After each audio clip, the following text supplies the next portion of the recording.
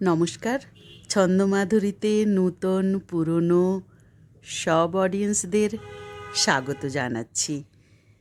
আশা করছি আপনারা সবাই ভালো আছেন। একরাশ ভালোবাসা শুভেচ্ছা জানিয়ে আজকের গল্প শুরু করছি। গল্পটির নাম আস্পর্ধা। লিখেছেন শীর্ষেন্দু মুখোপাধ্যায়। লোকটার সত্যিকারের মতলবখানা কী বা সে কেমন লোক তা পরিষ্কার বোঝা যাচ্ছিল না বটে, কিন্তু নবকুমারবাবুর বাড়ির চৌহদ্দিতে ঢুকে পড়াটাই তো একটা মস্ত অপরাধ। ফটকে দুজন দারোয়ান, পাইক, বরকন্দাজ ইত্যাদি থাকা সত্ত্বেও লোকটা যে কিভাবে ঢুকে পড়ল সেটাই কেউ বুঝতে পারছে না। আর সেই জন্যই বারবাড়ির কাছারি ঘরের সামনে তাকে ঘিরে মেলা লোক লস্কর জুটে গেছে। নানা প্রশ্নবাণে তাকে জেরবার করে ফেলার অবস্থা। কিন্তু চেঁচামেচিতে লোকটা ক্ষীণ কণ্ঠে যা বলার চেষ্টা করছে তা কেউ শুনতে পাচ্ছে না। তার বয়স 30-এর মধ্যেই, ভারী রোগাভোগা চেহারা, পরনে হেঁটো ধুতি আর একটা আধময়লা সাদা কামিজ, কাঁধে একখানা ক্যাম্বিসের বড় ব্যাগ, গালে খোঁচা খোঁচা দাড়ি। গায়ের রংটা বোধহয় ফর্সাই ছিল, রোদে রোদে ঘুরে তামাটে মেরে গেছে।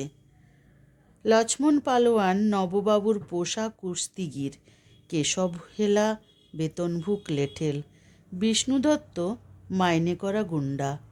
তারাও এসে নানা রকম হুমকি ছাড়ছে, কিন্তু লোকটা এতই দুবলা যে কেউ তার গায়ে হাত তোলেনি। কারণ একটার বেশি দুটি রদ্দা সহ্য করার শক্তিও লোকটার নেই। তাই বলে বীরত্ব দেখাতে কেউ ছাড়ছে না। ঠিক এই সময়ে সকাল 8টায় নববাবু রোদ পোয়াতে সামনে বারান্দায় এসে বেতের চেয়ারে বসলেন।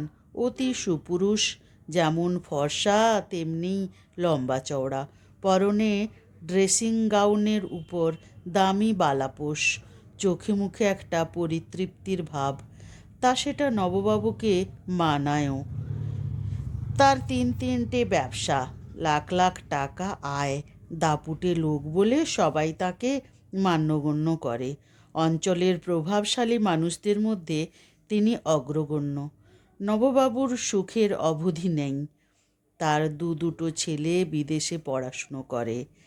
এক কোটিপতির বাড়িতে মেয়ের বিয়ে দিয়েছেন। দুনিয়ায় আর তার কি চাই? শুধু ছোট মেয়েটার বিয়ে বাকি, তবে সে এখন খুব ছোট, 7-8 বছর বয়স।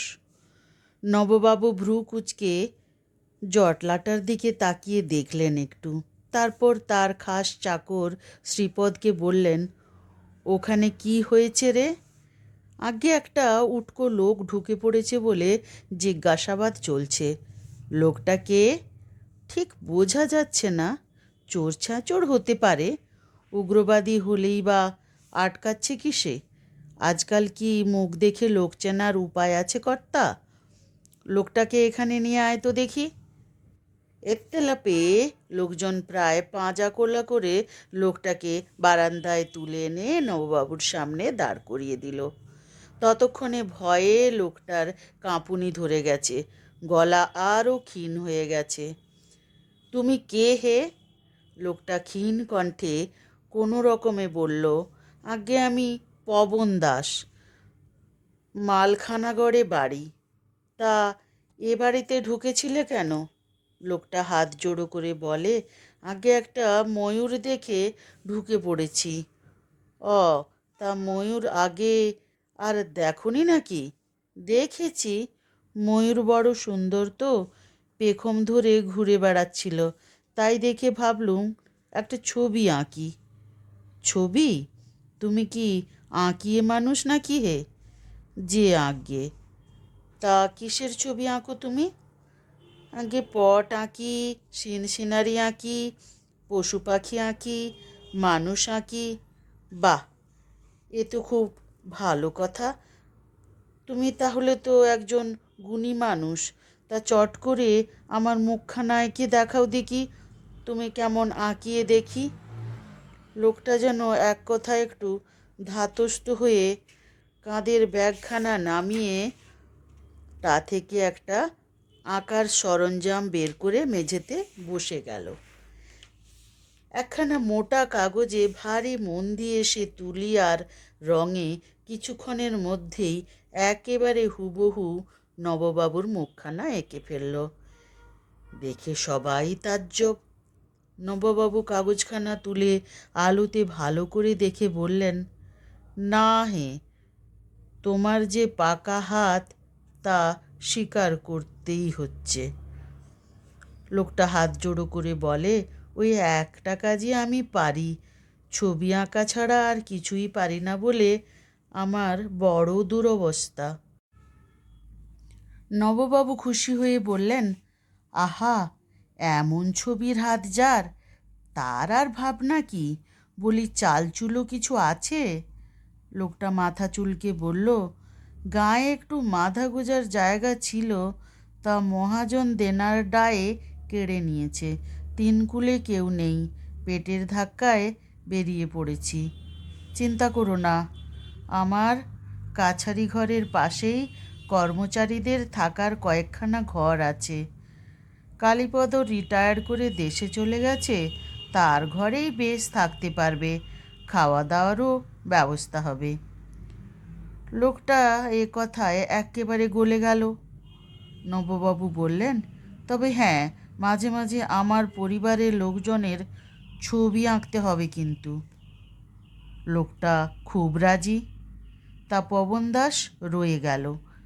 দুবেলা দুটি খেতে পায়, শোয়ার জন্য একখানা তক্তাপোষ, মাথার ওপর পাকা ছাদ, এর চেয়ে বেশি সুখ পবন কল্পনাও করতে পারে না।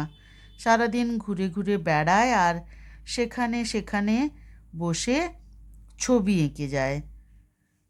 চিত্রকর সে খুবই ভালো, তা যা আঁকে তাই যেন জীবন্ত হয়ে ওঠে। তাকে দিয়ে নিজের নিজের মুখ আঁকাতে সবাই এসে ধরে বসে পড়ে। তা পবন কাউকে বিমুখ করে না, এঁকে দেয়। আর এইভাবেই গঞ্জে তার একটু নাম ডাক হলো।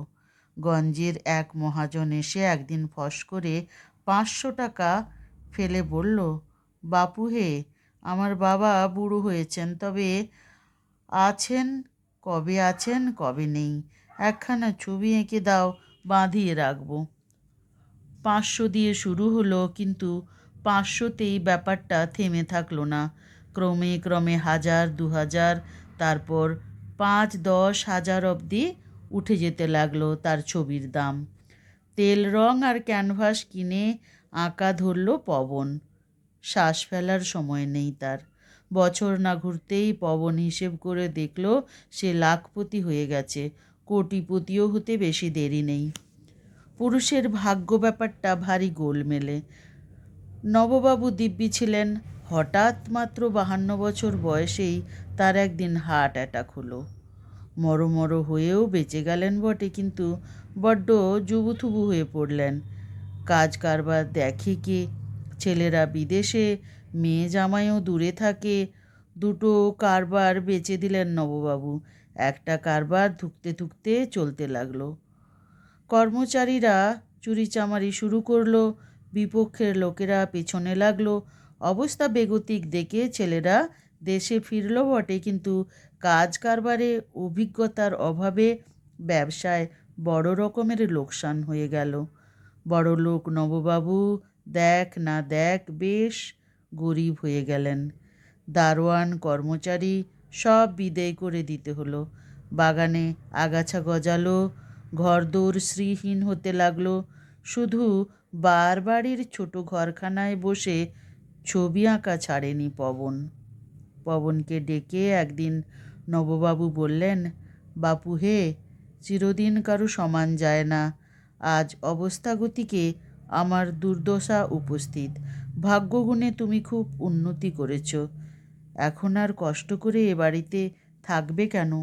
বরং দালান কোঠা কিনে আরামে থাকোগে যাও। পবন জিভ কেটে বলল, তাই কি হয়?